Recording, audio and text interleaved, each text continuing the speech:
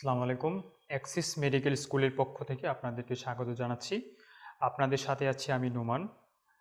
আজকে যে বিষয়টা নিয়ে আলোচনা করব সেটা হচ্ছে সারফেস রিসেপ্টর। তো সারফেস রিসেপ্টরের ক্লাসিফিকেশন সম্পর্কে আমরা ডিটেইলস আলোচনা করেছি বিগত ভিডিওতে। তো আজকে যে রিসেপ্টরটা নিয়ে কথা বলবো এখন সেটা হচ্ছে ion channel receptor. Normally specially ion channel receptor হচ্ছে যেটা হচ্ছে একটা আয়ন চ্যানেল ক্যারি করে, রিসেপ্টরের মধ্যে একটা আয়ন চ্যানেল ক্যারি করবে। তো আজকের লেকচারে যেটা বলবো সেটা হচ্ছে ligand gated ion channel receptor, ligand operated ion channel receptor. এখন হচ্ছে আয়ন চ্যানেল রিসেপ্টরের মধ্যে অনেকগুলো এক্সাম্পল আছে। তো আজকে বেস্ট যেটা নিয়ে আলোচনা করবো সেটা হচ্ছে নিকোটিনিক রিসেপ্টর। মানে এটা হচ্ছে অ্যাসিটাইলকোলিন একটা রিসেপ্টর যেটা কিনা নিকোটিন অপারেটেড রিসেপ্টর। তো নিকোটিন রিসেপ্টরটা হচ্ছে মূলত স্ট্রাকচার যদি আমরা দেখি আয়ন চ্যানেল রিসেপ্টর, তো এটা স্ট্রাকচারে হচ্ছে এটা পেন্টামারিক একটা মলিকুল। পেন্টামারিক মানে 5টা মনোমার দিয়ে ফর্ম হয় এবং এই 5টা মনোমার হচ্ছে স্ট্রাকচারালি একটা থেকে একটা ডিফারেন্স। সো কি সে মনোমার আছে সেটা হচ্ছে দুইটা আলফা সাব ইউনিট হচ্ছে beta, gamma and delta subunit.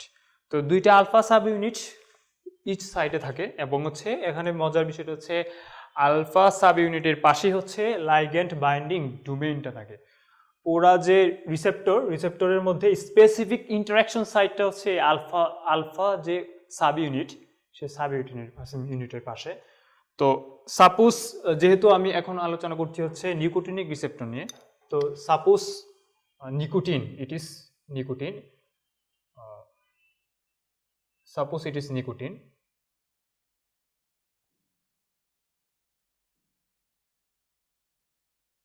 তো নিকোটিন আমি তো বললাম যে লিগ্যান্ড হচ্ছে any substance that bind with receptor.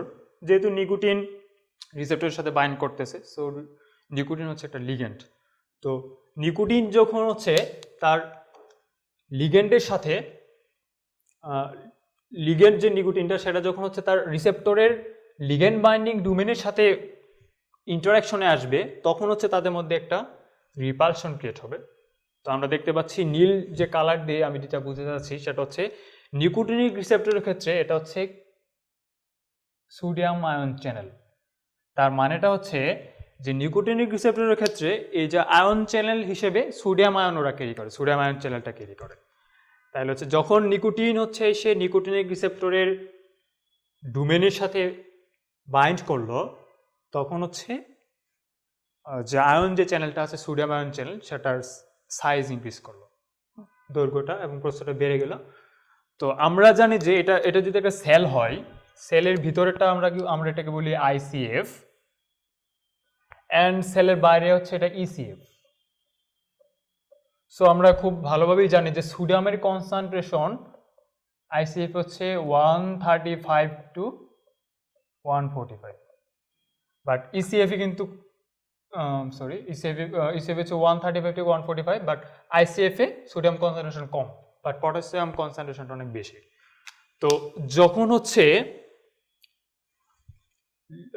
Ligand এসে বাইন্ড করলো, তখন হচ্ছে এই যে চ্যানেলটা সোডিয়াম চ্যানেলটা ওপেন হবে। তো সোডিয়াম চ্যানেল যখনই ওপেন হওয়ার সাথে সাথেই due to huge concentration of sodium outside the cell relative to inside, মানে হচ্ছে আইসিএফ থেকে ইসিএফ এ কিন্তু অনেক বেশি সোডিয়াম থাকে কনসেন্ট্রেশন। যেহেতু এটা থাকে সেজন্য যখনই হচ্ছে আয়নটা ওপেন মানে আয়ন চ্যানেলটা ওপেন হবে, তখন হচ্ছে সেলের বাইরে থেকে অনেক অনেক অনেক প্রচুর পরিমাণ sodium due to concentration gradient সেলের ভিতরে ঢুকে যাবে এই যে সোডিয়াম চ্যানেল দিয়ে। এই সোডিয়াম চ্যানেলটা কিন্তু রিসেপ্টরের ভিতরে অকুপাইড করা, রিসেপ্টরের ভিতরে এই সোডিয়াম চ্যানেলটা ছিল। এখন হচ্ছে যখন এই সোডিয়াম চ্যানেল দিয়ে হচ্ছে সোডিয়াম ঢুকবে সেলের ভিতর, তো আমরা তো জানি যে সেলের ভিতর যখন কোনো সোডিয়াম বলতে কি সেলের ভিতর যখন কোনো ক্যাটায়ন ঢুকে, তখন সেলের ইলেকট্রিক্যাল অ্যাক্টিভিটিটা চেঞ্জ হয়ে যায়, প্রপার্টিস চেঞ্জ হয়ে যায়। তো যেহেতু সোডিয়াম হচ্ছে পজিটিভলি চার্জড, সো এটা যখন সেলের ভিতরে ঢুকবে, তখন সেলের যে রেস্টিং মেমোরির পোটেনশিয়াল ধরি যে -90 মিলিভোল্ট, সেটা কিন্তু আর 90 মিলিভোল্ট থাকবে না। কারণ হচ্ছে যখন সোডিয়াম সেলের ভিতরে ঢুকবে, তখন ইট মিনস যে cation enter into the cell, and when cathode enter into the cell it increase the positive electrical activity within the cell. তো যখন পজিটিভ ইলেকট্রিক্যাল অ্যাক্টিভিটি সেলের ভিতরে বেড়ে যাবে তখন কিন্তু সেলের ইলেকট্রিক্যাল প্রপার্টিটা চেঞ্জ হবে।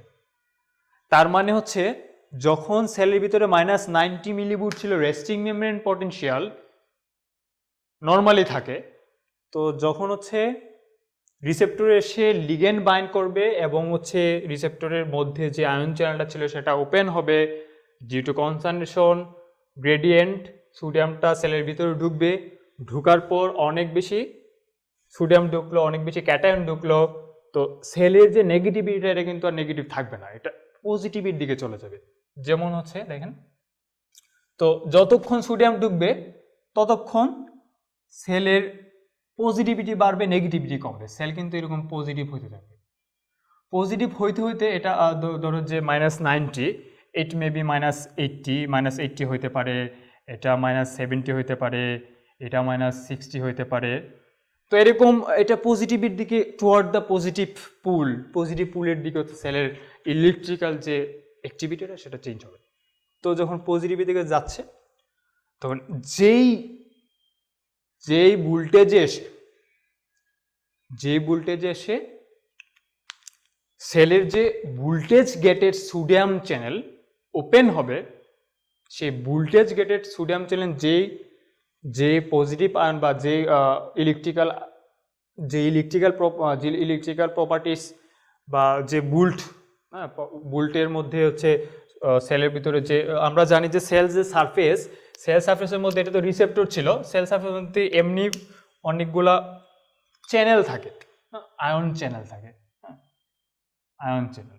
তো আমরা তো বলছিলাম যে আয়ন চ্যানেল মূলত 3 ধরনের, একটা হচ্ছে লিগ্যান্ড অপারেটেড, ভোল্টেজ অপারেটেড।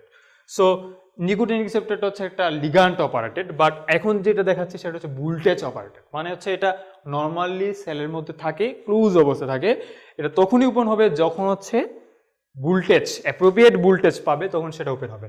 তো ভোল্টেজ অপারেটেড সোডিয়াম চ্যানেল আছে, দেন হচ্ছে ভোল্টেজ অপারেটেড ক্যালসিয়াম চ্যানেল আছে।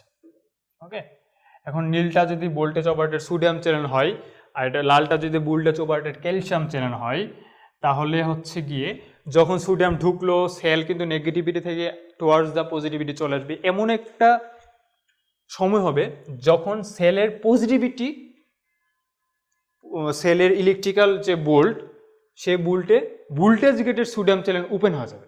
মানে ভোল্টেজ গেটের সোডিয়াম চ্যানেল ওপেন হওয়ার জন্য যে পরিমাণ পজিটিভ চার্জ প্রয়োজন বা যে পরিমাণ ভোল্টেজ প্রয়োজন, সেই ভোল্টেজ যখন সোডিয়াম ঢোকার পরে, যখন নিকোটিন রিসেপ্টরে সোডিয়াম ঢুকলো, তখন সে পরিমাণ ভোল্টেজ যখন আসবে, গেইন করবে সেল, তখন হচ্ছে সেলের ভিতরে যে ভোল্টেজ গেটেড সোডিয়াম চ্যানেলটা ছিল সেটা ওপেন হয়ে যাবে।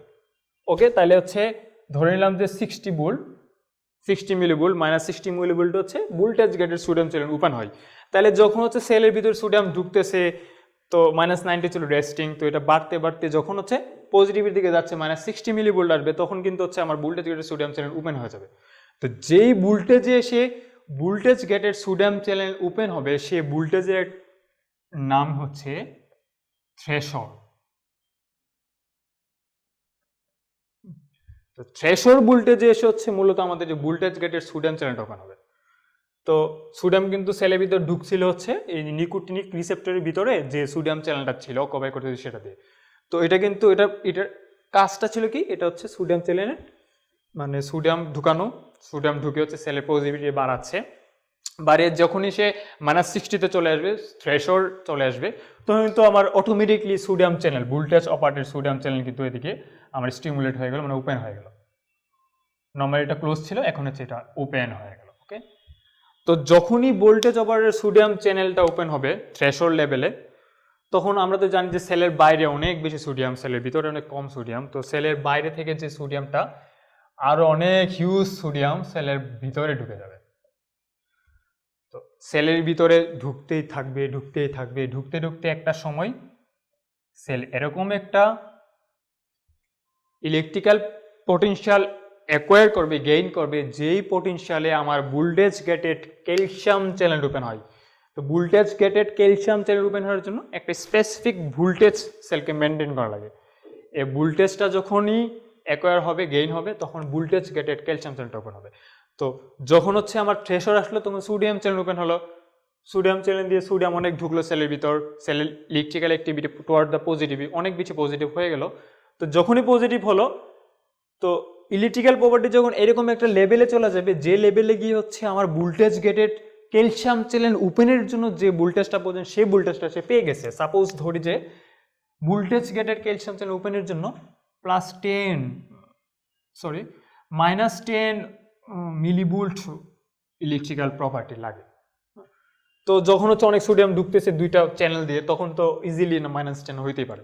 তো -10 যখন সে হবে তখন হচ্ছে তার ভোল্টেজ গেটের যে ক্যালসিয়াম চ্যানেলটা ছিল সেই ভোল্টেজ গেটের ক্যালসিয়াম চ্যানেলটা নর্মালি ক্লোজ থাকে, কারণ সেলের ভিতরে সেই পরিমাণ ভোল্টেজ থাকে না যেটা কিনা ওপেন করার জন্য। তো যখনই সেটা অ্যাকোয়ার হবে, গেইন করবে সেল, তখনই হচ্ছে এটা ভোল্টেজ গেটের ক্যালসিয়াম চ্যানেলটা ওপেন হবে। ওকে, সেলের ভিতরে ভোল্টেজ গেটের ক্যালসিয়াম চ্যানেলটা ওপেন হয়ে যাবে, এবং সেলের ভিতরে যখন ভোল্টেজ গেটের ক্যালসিয়াম চ্যানেলটা ওপেন হয়ে যাবে তখন সেলের ভিতরে কিন্তু সেলের বাইরে থেকে প্রচুর পরিমাণ হিউজ অ্যামাউন্ট ক্যালসিয়াম সেলের ভিতরে ঢুকবে। ওকে, সেলের ভিতরে অনেক পরিমাণ ক্যালসিয়াম ঢুকবে। এবং ক্যালসিয়ামের ফাংশন এটা হচ্ছে মূলত, ক্যালসিয়ামটা যখন সেলের ভিতরে ঢুকলো, ক্যালসিয়ামটা কি করবে সেলের ভিতরে ঢুকে, এটা হচ্ছে বিভিন্ন সেল অনুসারে ভেরি করে, বিভিন্ন সেল অনুসারে ভেরি করে। এখন ক্যালসিয়াম আমরা জানি, এটা যদি মাসেল বলি, মাসেল নিউরোমাস্কুলার জাংশনের কথা চিন্তা করি, যে এই সেলটা হচ্ছে একটা নিউরোমাস্কুলার জাংশনের সেল। তো নিউরোমাস্কুলার জাংশনে আমরা তো মাসেল নিয়ে কথা বলতেছি, তো মাসেলের কাছে কন্ট্রাকশন করা।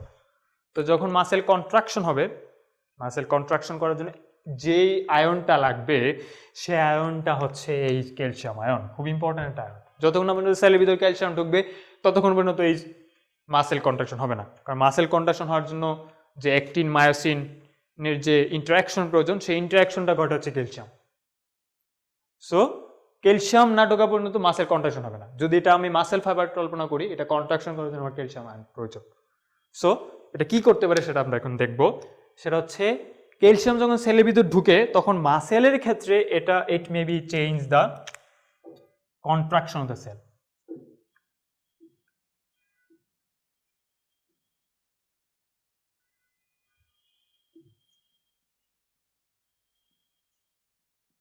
সেলের কন্ট্রাকশন করতে পারে। নর্মালি মাসেলের ক্ষেত্রে এটা হচ্ছে যখন ক্যালসিয়াম ঢুকবে তখন মাসেল কন্ট্রাকশন করবে, কারণ হচ্ছে অ্যাক্টিন মায়োসিন দুটা সেপারেটলি থাকে।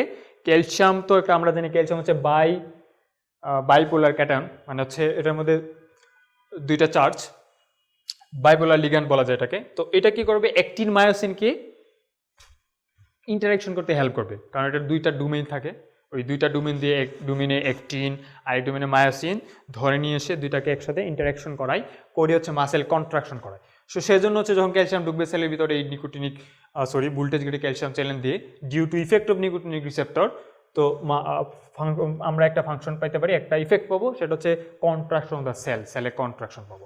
এখন এটা যদি মাসেল ফাইবার না হয়, যদি অন্য কোনো ধরনের ফাইবার হয় বা অন্য কোনো সেল হয়, এমন যদি নার্ভ ফাইবার হয়, তো নার্ভে তার কন্ট্রাকশনের দরকার হয়। সাপোজ ধরি যে এটা একটা নার্ভ ফাইবার, তো যদি নার্ভ ফাইবার হয় তাহলে আমাদের কি মানে নার্ভ ফাইবারে হচ্ছে এই ঘটনাটা আসলে কি ঘটে সেটা একটু দেখবো আমরা এখন। নার্ভ ফাইবারের ঘটনাটা দেখার জন্য আমরা যদি এটাকে একটা নার্ভ ফাইবার আঁকি, এখন এই যে একটা নার্ভ ফাইবার ধরলাম, এটা হচ্ছে একটা নার্ভ ফাইবার। ওকে, নার্ভ ফাইবার, এটা হচ্ছে একটা জাংশন, সিনাপস বলা যায়, দুইটা নার্ভের মধ্যে জাংশন সিনাপস। তো এটা হচ্ছে প্রিসিনাপটিক মেমব্রেন, এটা হচ্ছে পোস্ট সিনাপটিক মেমব্রেন। তো প্রিসিনাপটিক মেমব্রেনে যে রিসেপ্টরটা থাকে সেটা হচ্ছে নিকোটিনিক রিসেপ্টর, একটা কালার চেঞ্জ করে দিলে বেস্ট, নিকোটিনিক রিসেপ্টর থাকে। তো এই নিকোটিনিক রিসেপ্টর হচ্ছে ion channel ligand gated ion channel receptor, যেটার মধ্যে কিনা ওই যে আয়ন চ্যানেল হিসেবে থাকে হচ্ছে সোডিয়াম আয়ন চ্যানেল থাকে। এখন আমি যদি দেখাই নীল কালি দিয়ে, এটা হচ্ছে সোডিয়াম আয়ন চ্যানেল। তো আমার যদি এখানে নিকোটিনিক রিসেপ্টর যদি ওই যে আলফা সাব ইউনিট যদি ডোমেনের মধ্যে যদি আসে লিগ্যান্ড যদি আসে, সাপোজ লিগ্যান্ড আসলো, লিগ্যান্ড বাইন্ড করলো, তখন হচ্ছে আমার সোডিয়াম চ্যানেলটা ওপেন হলো সেলের ভিতরে অনেক সোডিয়াম ঢুকলো। সেলের ভিতরে যখন অনেক সোডিয়াম ঢুকবে তখন সেলের রেস্টিং মিনের পোটেনশিয়াল টুয়ার্ড দ্য পজিটিভ চলে যাবে। যখন সেলের রেস্টিং মিনের পোটেনশিয়াল টুয়ার্ড দ্য পজিটিভ যাবে, এরকম একটা ভোল্টেজ আছে যে ভোল্টেজে সেলের সোডিয়াম চ্যানেল ওপেন হয়ে যাবে। তো এখানে কিন্তু আমার অনেকগুলো সোডিয়াম চ্যানেল থাকে, সব সেলই থাকে সেলের মেমব্রেনে, যেটা একটা বন্ধু ছিল। তো যখন সেলের সোডিয়াম চ্যানেলটা ওপেন হলো থ্রেশহোল্ড লেভেলে এসে আরও বেশি সোডিয়াম সেলের ভিতর ঢুকলো এমনি এই দিক দিয়ে ঢুকতেছিল সোডিয়াম সেলের ভিতরে, তো এখান থেকে আবার সোডিয়াম ঢুকলো। তো ঢুকতে ঢুকতে সেলের যখন ইলেকট্রিক্যাল প্রপার্টি হচ্ছে এরকম অবস্থায় পৌঁছা যাবে যে সময় হচ্ছে voltage operated calcium channel open হবে, তখন আমার যে ভোল্টেজ গেটেড ক্যালসিয়াম চ্যানেলটা ছিল সে ভোল্টেজ গেটেড ক্যালসিয়াম চ্যানেলটা ওপেন হবে। এই যে ভোল্টেজ গেটেড ক্যালসিয়াম চ্যানেলটা ওপেন হয়ে যাবে। এটা কিন্তু নর্মালি অফ থাকে, বাট এটা ওপেন হয়ে যাবে। ওপেন হলে সেলের ভিতরে ক্যালসিয়াম ঢুকবে। ওকে, এখন আমরা যে জিনিসটা, এটা যেহেতু একটা নার্ভ ফাইবার, তো নার্ভ ফাইবারের মধ্যে হচ্ছে সিনাপসের মধ্যে এখানে নিউরোট্রান্সমিটার কিন্তু নার্ভ ফাইবারের মধ্যে ক্রিয়েট হয়, প্রডিউস হয়, সিনথেসিস হয়, রিলিজ হয় নার্ভ ফাইবার থেকেই। তো আমি যদি এটাকে এটার মধ্যে যে নিউরোট্রান্সমিটার ধরতে পারি, যেমন অ্যাসিটাইলকোলিন ধরি, অ্যাসিটাইলকোলিন একটা নিউরোট্রান্সমিটার। তো অ্যাসিটাইলকোলিন যখন সিনথেসিস হয় within the synaptic cleft, presynaptic cleft, তখন হচ্ছে অ্যাসিটাইলকোলিন হচ্ছে একটা ভেসিকলের ভিতরে ট্র্যাপড অবস্থা থাকে। ভেসিকলের ভিতরে, সেলের ভিতরে একটা ভেসিকল আছে, সেই ভেসিকলের ভিতরে অ্যাসিটাইলকোলিন ট্র্যাপড অবস্থা থাকে। তো এখন অ্যাসিটাইলকোলিন তো মোটামুটি সব জায়গাতেই ভেসিকোলারাইজড আবদ্ধ অবস্থায় আছে। এখন এটাকে যদি আমি রিলিজ করতে চাই, রিলিজ করতে হলে আমার অ্যাসিটাইলকোলিন যে গ্র্যানিউলটা আছে সেটাকে সেল সারফেস, যে এখানে প্রিসিনাপটিক মেমব্রেনের যে সারফেস, এই সারফেসের সাথে ইন্টারাকশন করা লাগবে। এখন এই ইন্টারাকশনটা করার জন্য কি করা লাগবে, অ্যান্ড ইন্টারাকশন করে হচ্ছে ডোমেইন দিয়ে করে। তো এখন হচ্ছে এই যে বেসিকল, যে বেসিকলের মধ্যে নিউরোট্রান্সমিটারটা হচ্ছে থাকে, রিজার্ভ থাকে, স্টোর থাকে অথবা নর্মালি থাকে, সেই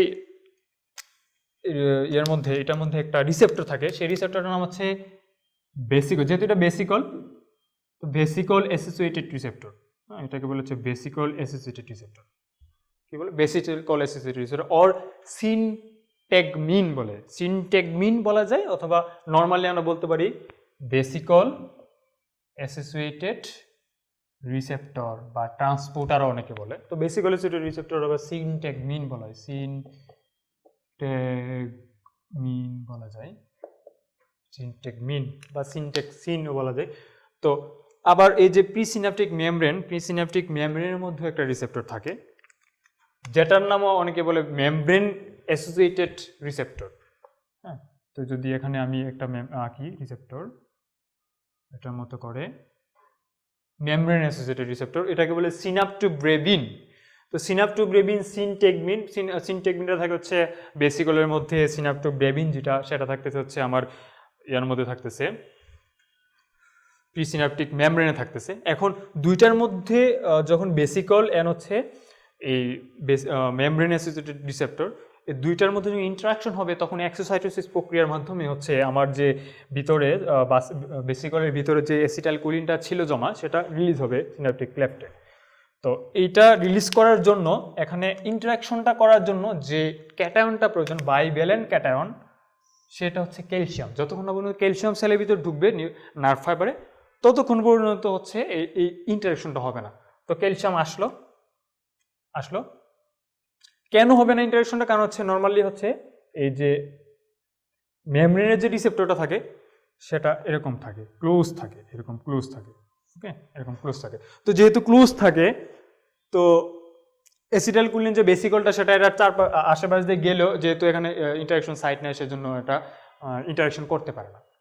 তো ক্যালসিয়ামের কাজ হচ্ছে কি, ক্যালসিয়াম যেহেতু এটা বাইভ্যালেন্ট ক্যাটায়ন, সে কি করে, সে আসে এখানে সুন্দরভাবে এসে হচ্ছে সে এই জায়গাটাকে মডিফাই করে ফেলে। কীরকম মডিফাই করে, এখন আমি যদি এখানে এই জিনিসটি আবার আফটার ক্যালসিয়াম এন্ট্রি দেখাই, তো এরকম ছিল বিষয়টা, এরকম ছিল, ওইটা হচ্ছে চেঞ্জ হয়ে যাবে এরকম, যেটা এরকম ক্রস ছিল সেটা চেঞ্জ হয়ে যাবে, কারণ এদিকে ক্যালসিয়াম বাইন্ড করবে, এই সাইডটার সাথে ক্যালসিয়াম এসে বাইন্ড করে। তো ক্যালসিয়াম যখন এই সাইটটার সাথে এসে বাইন্ড করে, তখন কিন্তু এই যে বেসিকল মেমব্রেন অ্যাসোসিয়েটেড যে সিনাপটোব্রেভিন যেটা ছিল, সে সিনাপটোব্রেভিনটা কিন্তু ফ্রি এখন কিন্তু সেই ইচ্ছা মানে ইজিলি হচ্ছে সিনট্যাগমিনের সাথে বা বেসিকল অ্যাসোসিয়েটেড রিসেপ্টরের সাথে বা প্রোটিনের সাথে এসে বাইন্ড করতে পারে। তো যখনই ক্যালসিয়াম এসে বাইন্ড হবে, তখন এটা সরে যাবে। তো এই অবস্থায় এসে এটা কন্টাক্টে আসবে। এটা হচ্ছে সেই বেসিকল, অ্যাসিটাইলকোলিন কন্টেনিং বেসিকল। তো যখনই কন্টাক্টে আসবে তখন তাদের মধ্যে ইন্টারাকশন হবে এন্ড হচ্ছে এক্সোসাইটোসিস প্রক্রিয়ার মাধ্যমে অ্যাসিটাইলকোলিন সেলের মানে মেমব্রেন থেকে বেসিকল পার হয়ে, বেসিকল থেকে ডিগ্রেনুলেশন হয়ে এটা অ্যাসিটাইলকোলিনটা ACH এটা হচ্ছে সেল মানে ক্লেফটে, সিনাপটিক ক্লেফটে আসবে। তো যখন সিনাপটিক ক্লেফটে আসবে তখন এর পরবর্তীতে তো আছে নেক্সট রিসেপ্টর আছে, সেই রিসেপ্টরকে সে স্টিমুলেটেড করবে, এটা নিকোটিনিক হতে হবে, মাসকার্নিক হতে হবে, বিভিন্ন ধরনের রিসেপ্টর আছে, সেই রিসেপ্টরকে স্টিমুলেটেড করবে। তাহলে আমরা দেখতে পাচ্ছি নার্ভ ফাইবারের ক্ষেত্রে সে কী করতেছে, নার্ভ ফাইবারের ক্ষেত্রে কিন্তু ক্যালসিয়ামের, আমরা তো মাসেল কন্ট্রাকশন করতেছে, নার্ভ ফাইবার হচ্ছে সে কি করছে, নার্ভ ফাইবারের ক্ষেত্রে হচ্ছে রিলিজ করতেছে, রিলিজ অফ নিউরোট্রান্সমিটার। ঠিক একই মেকানিজমে যখন সে কোনো গ্ল্যান্ডের উপর করবে তখন সে কি করবে, ইনক্রিজ দ্য সিক্রেশন। এই যে তিনটা পয়েন্ট খুব ইম্পর্টেন্ট তিনটা পয়েন্ট, কারণ এই তিনটা পয়েন্ট ফ্রিকোয়েন্টলি বিভিন্ন এক্সামে আসতে দেখা যায়। তিনটা পয়েন্ট যে মাসেলের মধ্যে সে হচ্ছে মাসেল কন্ট্রাকশন করবে ক্যালসিয়াম, দেন হচ্ছে নিউরোট্রান্সমিটার রিলিজ করবে নার্ভ ফাইবারে, দেন হচ্ছে সিক্রেশন বাড়াবে হচ্ছে গ্ল্যান্ডে। সো এটা হচ্ছে মূলত আয়ন চ্যানেল রিসেপ্টরের মেকানিজম। তো আজ এ পর্যন্তই, সবাই সুস্থ থাকবেন, ভালো থাকবেন। নেক্সট ভিডিও দেখার জন্য আপনাদেরকে আমন্ত্রণ জানাচ্ছি। ধন্যবাদ।